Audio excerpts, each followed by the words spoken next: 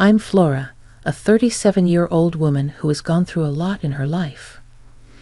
I was thinking about some of the most defining moments of my life the other day and remembered this incident, so I thought I'd share it with all of you. Let me introduce you to my husband, Phil. Phil and I share a deep love and understanding. We've always been there for each other through thick and thin. Despite the challenges we've faced, we've grown stronger together. I've never believed in the concept of a perfect marriage. There's always something that causes trouble in the relationship, you know? Well, for me, that something was Phil's mother, Mabel. Ever since I met her, I could tell Mabel didn't like me. When others were around, she acted nice and friendly, but when it was just the two of us, she would say mean things that hurt my feelings. It was draining and always made me feel really small. Mabel's words felt like sharp knives. She would often tell me that her son deserved someone better than me. She would make fun of my achievements, saying they weren't good enough. Mabel even made hurtful comments about my looks. It seemed like she enjoyed putting me down one insult at a time.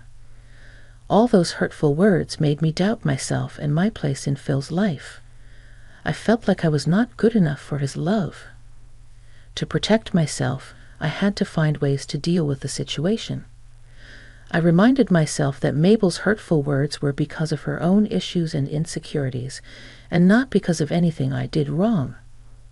I tried my best to stay calm when I was around her, even though it was difficult. I focused on the love between me and Phil, and the happy moments we shared. But no matter how hard I tried to remind myself that what Mabel said wasn't true, I couldn't shake off the insecurities that began to grow within me. I really can't stand Mabel anymore. She keeps saying really hurtful things. I've been trying to tell you about it for so long, but you won't listen. I'm struggling, so please just listen to me. Come on, babe. You're just making things up again. My mom would never do anything to hurt you. You're overreacting. No, I'm not making this up. It's been going on for a long time. She makes me feel small and insults me, and it's taking a toll on my mental health. I mean, haven't you noticed how much I've changed these past few months? I know my mom. She's a kind and loving person. I can't believe you're saying these things about her. You need to stop making up stories and causing unnecessary drama.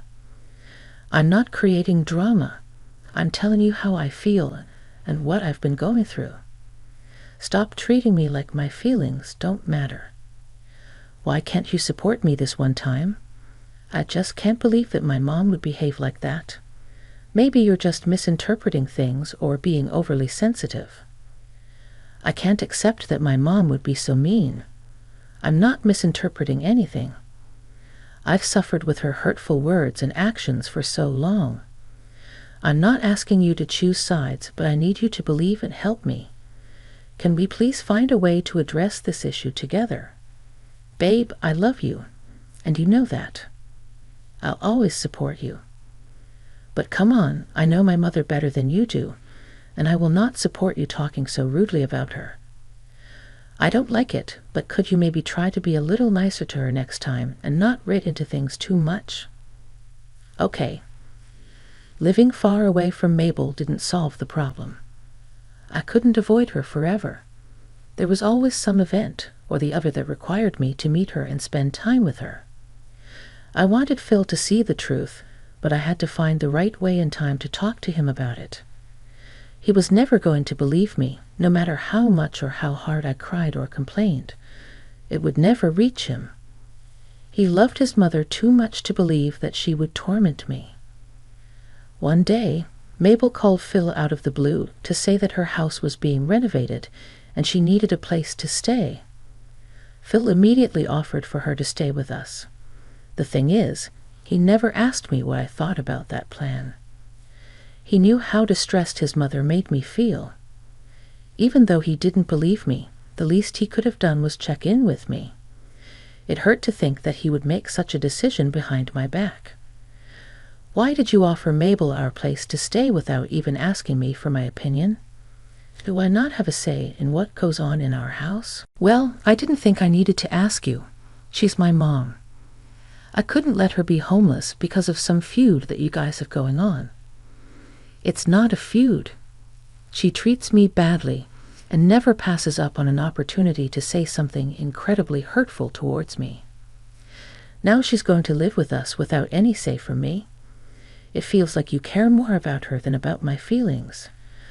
Look, I know you've had issues with her, but she's still my mom. I can't just leave her without a place to stay. I thought you'd understand, especially since she's family. I do understand the importance of family, but it's also important for you to consider how I feel.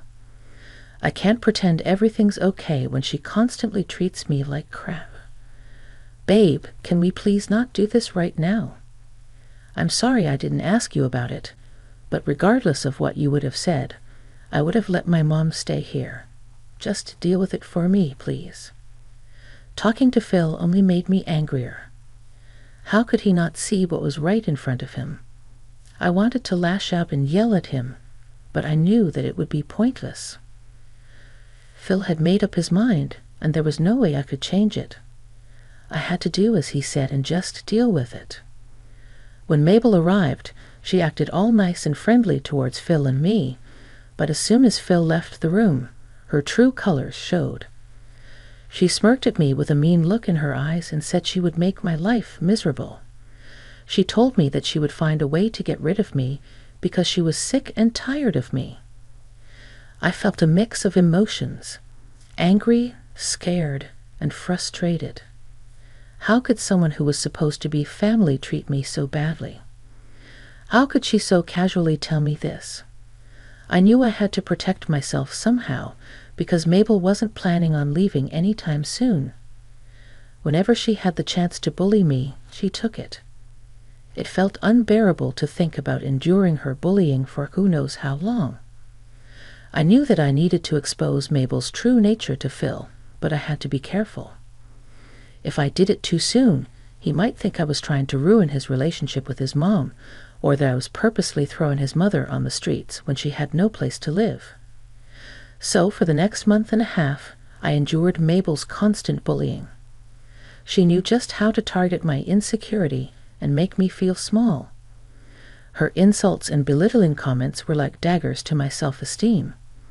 He would mock my appearance, criticize the way I looked and dressed. Every choice I made seemed to be met with her disapproval, whether it was about my career, hobbies, or even the food I cooked. Mabel would find sneaky ways to hurt me and make me feel bad about myself. She would ruin important things I was working on, spill coffee on my important work papers, or make a mess in the kitchen right before guests come over. And sometimes she would sabotage the food I spent long hours making.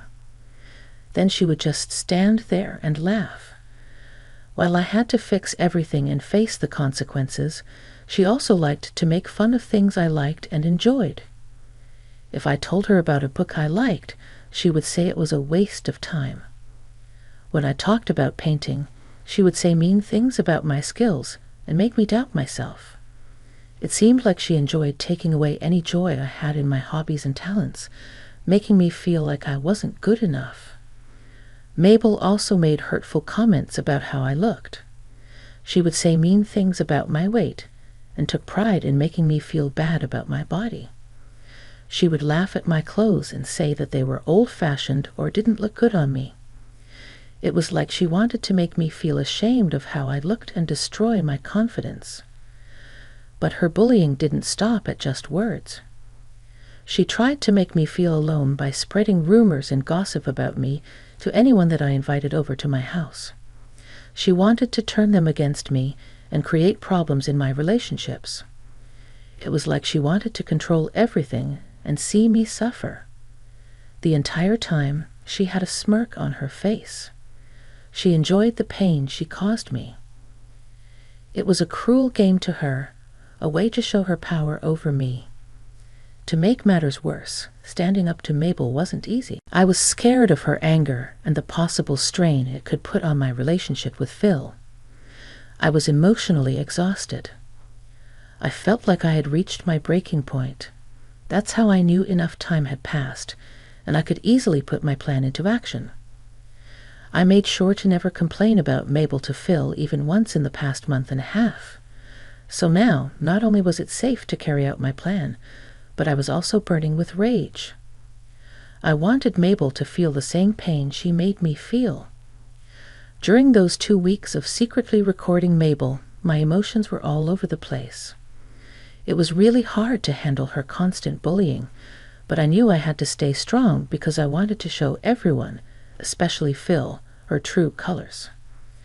The thought of finally exposing her kept me going even when things were really tough. Every mean thing she said and every mean laugh she let out hurt me deeply. Her words felt heavy, and her insults stung. It was exhausting to deal with her meanness all the time, but I reminded myself that it wouldn't last forever. I took every mean word she said and every mean thing she did in stride. I knew that everything was being recorded, and I wouldn't need to deal with her anymore very soon. After compiling and editing the footage, I gathered up the courage to show it to Phil one evening. I asked him if he wanted to watch a movie together. It had been a while since both of us kicked back and relaxed, so he happily agreed. As we sat down, I started playing the footage of Mabel's hurtful actions towards me. Phil was confused and shocked. He watched with growing horror the way his mother treated me. He asked me to explain what I was showing him. Finally, I had his attention, and it was my chance to explain. Do you see what I've been trying to tell you about for so long? I've not been lying or making things up. I've been dealing with her antics for the past 2 months, while you've been happily unaware of everything. It was bad enough when she didn't live with us, but when you let her live here, I swear, babe, I wanted to leave. I had no idea. I thought you were just making it up. Why would I make it up? What would I get by making up silly stories? I don't know. I don't know why I never believed you or even heard you out. I guess I just didn't want to believe that my mother could be so cruel. I'm so sorry for not believing you and neglecting your feelings. Your mother is a monster. I hate to break it to you like this, but she really is. You've seen the evidence now. Do you see how much I've been hurting? Yeah, I feel so guilty for not standing up for you. I should have heard you out and at the very least attempted to find out if what you were saying was true. I'm truly sorry, babe. Thank you for finally believing me. If you didn't, I would have lost my mind. So it means a lot to me. Of course, I'd have to be a special kind of fool to tell you that you were lying when I just saw with my own eyes how my mother has been treating you. I want to make it up to you. Tell me what I can do to make it up to you. I'll do anything. I promise. I want Mabel out of our house. I can't bear to live with her any longer. I would completely agree with that, but I still don't want her to be homeless. Her house is still undergoing renovations, and we don't know when it will end. Fine. How about we work out a compromise? Compromise? Yeah. I want you to get the name of the renovation company that's working on Mabel's place. I can definitely do that, but why do you want to know about that? I don't know, but my gut is telling me that Mabel is lying about it. Why would she lie, though? Did you just not see how happy she looked while tormenting me? Right, you're right. I'll get you the information. Just please forgive me. I'm sorry for what I did to you. It's okay, baby. I'll need some time to get over the things that Mabel did and said to me, but I'll be fine. And more importantly, we're fine. The next day, Phil casually chatted with Mabel during breakfast and found out the name of the company doing her renovations. I decided to take matters into my own hands and contacted the company to check on the progress. To my surprise, I learned the renovation had actually been finished 2 weeks ago, and they only had to work on one room. That meant that she did have a place to stay, but chose to come and live with us. If I was angry before, then I was furious when I found out that Mabel had lied to us. She purposely stayed over at our place just to torment me. I immediately told Phil about this discovery, and he too got really upset that Mabel had lied to us about her living situation. He promised me that he would talk to her about her lies and how she treated me during dinner. When it was finally dinner time, I anxiously waited for Phil to talk to Mabel about her bullying, but nothing happened. I assumed that he would talk to her after we were done eating. After we finished eating, Phil offered to take our dishes in, leaving me and Mabel alone in the dining room. As Mabel began to say mean things to me, I had reached my breaking point. I couldn't take her bullying anymore. That's enough. I've had it. I will not tolerate your attitude anymore. I want you out of my house. I never want to see you again. How dare you? This is my son's house, and you have no right to kick me out.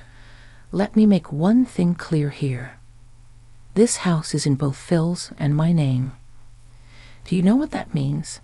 I have just as much rights as Phil to decide who lives here. Like I care. How dare you speak to me like this? I will make Phil throw you out of the house. You'll learn your lesson. Then what's going on? Why are you guys yelling? Flora yelled at me because I made a small mistake, and now she's asking me to leave Phil. She told me to leave both of you alone. Can you believe her? She's heartless. Oh, please, Mabel. Everyone in this room knows that you have a house to go back to. Your renovations have been completed for a while now. You're just here to make my life miserable because you enjoy doing it. She's lying, you know. I would never do anything like that. You know I don't have a mean bone in my body, Phil. This can't keep going on. I'm sorry, but Phil, you have to choose. I can't keep living with someone as heartless as her. So me or her? Phil looked wildly uncomfortable. He hated being put on the spot, but this was the perfect time for him to show me where his loyalties lay. If he chose Mabel, I would walk out of the house and never return to him. I hated to see him in a position where he felt so uncomfortable, but it was necessary for me and our relationship.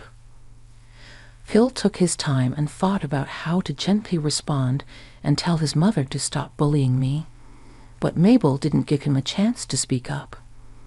Shall I ask Flora to start packing her bags then? No, Mom. You've got it all wrong. It's not Flora who should be leaving. It's you. What? What do you mean? Why are you choosing her over your own mother? I've been trying so hard to be nice and understanding, but you're making it so hard. I can't believe you do anything else other than lie.